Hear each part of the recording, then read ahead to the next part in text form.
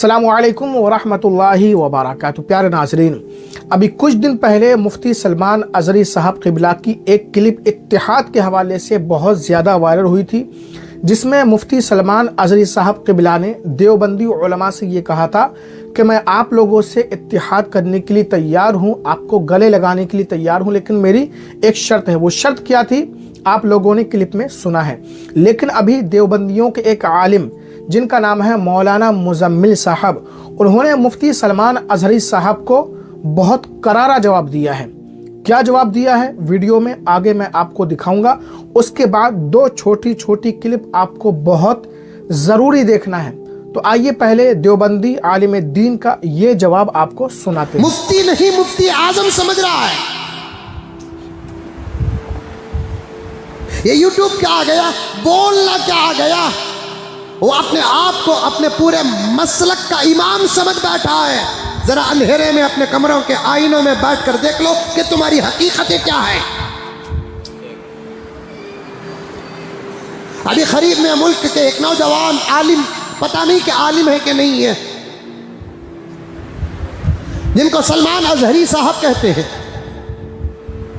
उन्होंने उलमाए देवबंद और मसलके देवबंद से इत्तिहाद का पैगाम दिया। अरे जानते नहीं जानते हैं, सलमान साहब जान रहे नहीं जानते हैं, हजरत जान रहे नहीं जा रहे, क्योंकि मुल्क के हालात खराब होते जा रहे हैं मुसलमानों के हक में। अब मुसलमानों का मुत्तहिद होना बहुत ज़रूरी है। हर कोई तकरीर में यही कहता है मुसलमान मुत्तहिद हो जाए, मुसलमान मुत्तहिद हो जाए, मुसलमान मुत्तहिद हो जाए। मैं तो पहले ही से जुमले को जानता भी नहीं, पहचानता भी नहीं। अजीब बात है, ईमान अभी कामिल नहीं हुआ, इत्तिहाद लेकर क्या करेंगे। आमाल में कामिल नहीं, इत्तिहाद लेकर क्या करेंगे। तकरीबन 60-65 साल जो हुकूमत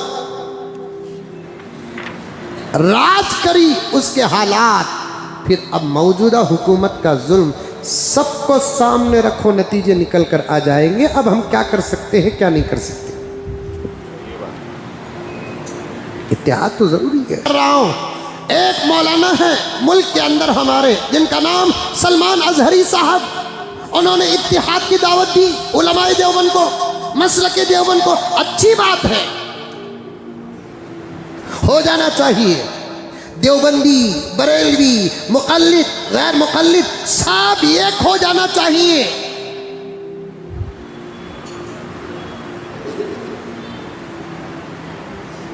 लेकिन इत्तिहाद की दावत देने के बाद उन्होंने जिन शराइत को रखा,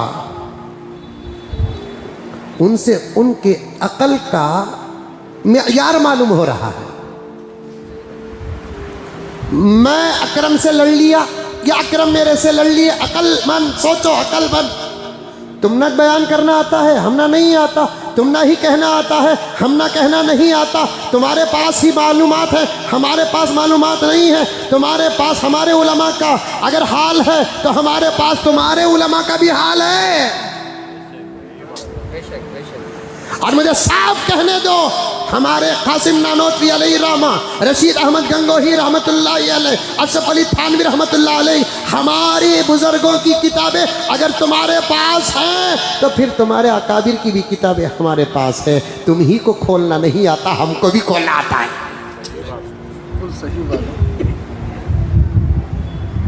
आप सलमान अज़हरी साहब इत्तिहाद का पैगाम देते हैं, दावत देते हैं।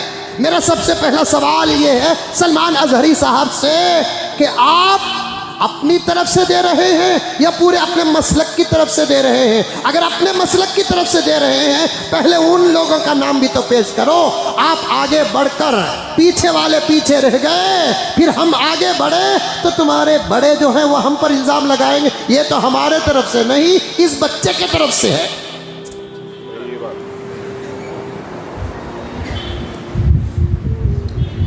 पहले ये बताओ, आप अपने मसलक के हैं क्या? अमीर है, रहबर है, कायद है या मुत्तफक अलैह शख्सियत है? आप लायर हजरात भी बैठे हुए हैं और मेरे इस जुमले को समझते होंगे।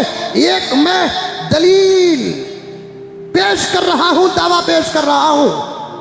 आपके मसलक के और भी तो बड़े हैं ना। आपके मसलक के और भी तो बड़े हैं ना। अगर आपने किसी जलसे में बैठकर, बेहतरीन कुर्सी में बैठकर, बेहतरीन इमामे और वास्कोट में बैठकर आपने उलमाए देवबंद को दावत इत्तिहाद दिया, सादा सीधा दे देते तो फिर बड़ी अच्छी बात होती।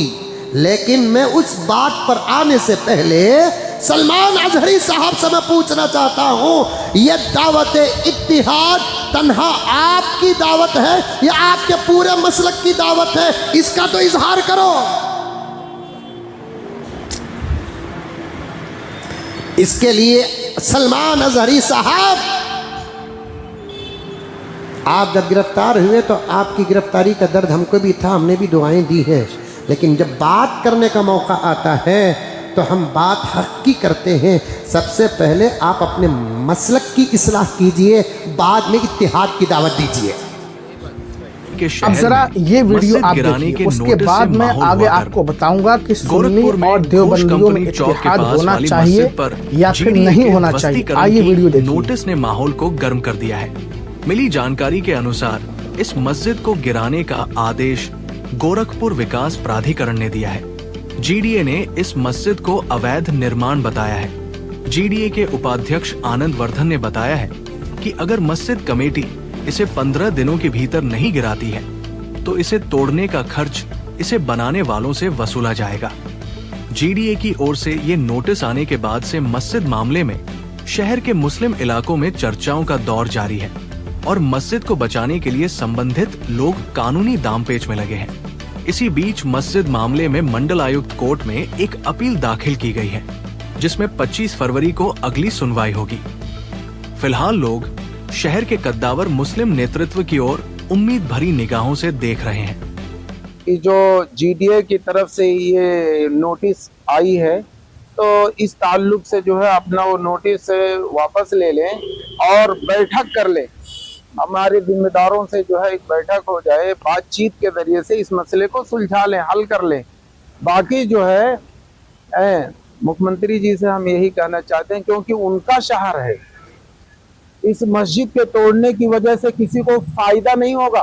मुख्यमंत्री जी से हम यही कहना चाहते हैं कि ये मस्जिद से छेड़छाड़ न करें और ये धार्मिक स्थल है और आप तो धार्मिक स्थलों का जो है बहुत इज्जत करते हैं, एहतराम करते हैं। तो ये वीडियो आपने देखी मस्जिद की, गोरखपुर की ये मस्जिद है, मस्जिद अबू हुरैरा। इसे तोड़ने का काम भी मुसलमानों को ही दिया गया है कि आप खुद अपनी मस्जिद 15 दिन के अंदर अंदर तोड़ दीजिए। 15 दिन के बाद हम इस मस्जिद को तोड़ेंगे और मस्जिद में तोड़ने का जो भी खर्च आएगा वो जिन लोगों ने मस्जिद तामीर की है, बनाई है, उनसे वसूल किया जाएगा। एक और मस्जिद मैं आपको दिखा रहा हूँ, मदीना मस्जिद कुशीनगर के यूपी में है, ये आप देख लीजिए। कुशीनगर के हाटा नगर स्थित मदनी मस्जिद विवाद में एक नया मोड़ आ गया है। मस्जिद के प्रमुख पक्षकार और हाजी हामिद के बड़े बेटे शाकिर खान का हार्ट अटैक से निधन हो गया। शाकिर खान को गुरुवार शाम को हार्ट अटैक आया था और उन्हें तत्काल लखनऊ के एक निजी अस्पताल में भर्ती कराया गया। शुक्रवार की सुबह इलाज के दौरान उन्होंने दम तोड़ दिया। परिवार का कहना है कि मस्जिद पर हुई बुलडोजर कार्रवाई के बाद से वो गहरे सदमे में थे। गौरतलब है कि 9 फरवरी को 26 वर्ष पुरानी मदनी मस्जिद पर प्रशासन ने बड़ी कार्रवाई की और इस दौरान 13 थानों की 120 से ज़्यादा पुलिस फोर्स की मौजूदगी थी। तो मेरे प्यारे नाज़रीन, ये थी मदीना मस्जिद यूपी के कुशीनगर में, जिसको है ना ढा दिया गया, इसको मुनहदिम कर दिया गया।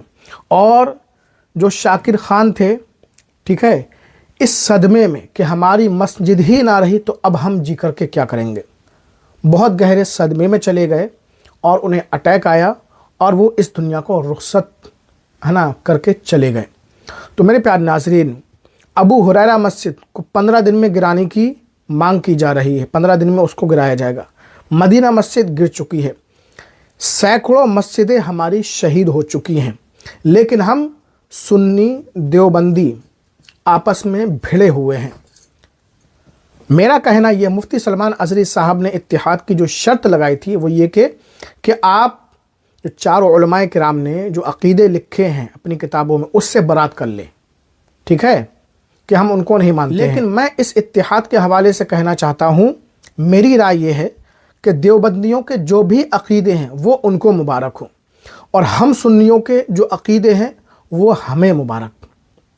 और मुसलमानों के हुकूक के खातिर मुल्क के हालात के मद्देनज़र जो आजकल हो रहा है, इस लिहाज से इत्तिहाद होना बहुत ज़्यादा ज़रूरी है।